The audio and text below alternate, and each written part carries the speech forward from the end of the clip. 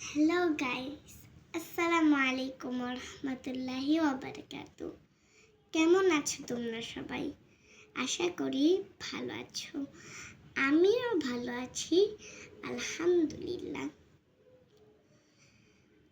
আমি এখন ঘুমাবো তো, সেই জন্য ভাবলাম তোমাদের সাথে একটু গল্প করি। তো আমি এখন আমার একটা বিষয় তোমাদের সাথে শেয়ার করব।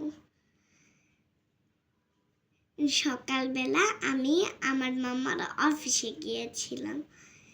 গিয়ে আমি ওখানে ব্রেকফাস্ট করে ব্রেড খেতে গিয়েছিলাম।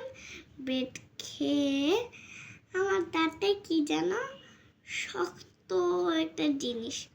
তারপর আমি এতদিন আমার দাঁতটা নড়তেছিল, আমি টেরই পাইনি। তারপর বের করে দেখি আমার দাঁত একটা পড়ে গিয়েছে।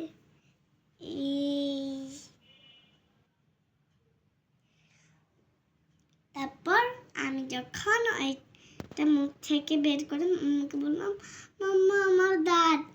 তখন মাম্মা বলল, ভয় পেও না বাবা, এগুলো সবাই রে পড়ে, তুমি ভয় পেও না। চলো আমি তোমাকে কুলি করে। তারপর মাম্মা আমাকে বলল যে চোখ বন্ধ করে বলো, ইঁদুর রে ইঁদুর, তোর দাঁত আমাকে দে, আমার দাঁত তুই নে।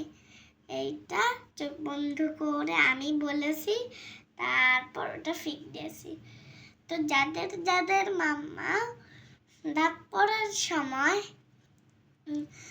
কিছু কিছু শিখিয়ে দেয়, কি শিখিয়ে দেয়,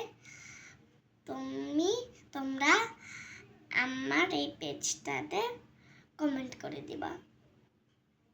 আল্লাহ হাফেজ, গুড নাইট।